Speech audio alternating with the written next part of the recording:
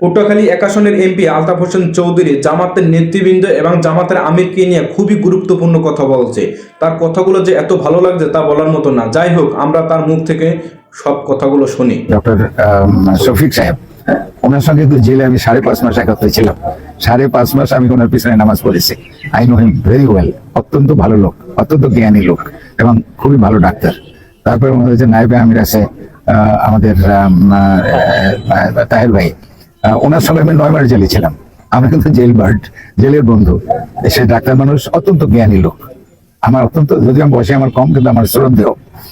আর ওনাদের যে সেক্রেটারি পরোয়ার ভাই, জেলখানে কিন্তু আমরা পাশাপাশি রুমে ছিলাম। অত্যন্ত জ্ঞানী লোক। তো জামাতের প্রতি ব্যক্তিগতভাবে আমার যথেষ্ট শ্রদ্ধা আছে। তাদের সঙ্গে আমি কাজ করতে মানে স্বাচ্ছন্দ্য বোধ করি। এবং ওনাদের যে ক্যান্ডিডেট এখানে আছে নাজমুল সাহেব, সে আমাদের বন্ধু। তার সঙ্গে আমার গতকালকেও কথা হয়েছে। তো যখন নির্বাচন হবে, ওনা আমার প্রতিদ্বন্দ্বীর বদলে ওনা আমার বন্ধু হবে, আমি যেটা মনে করি।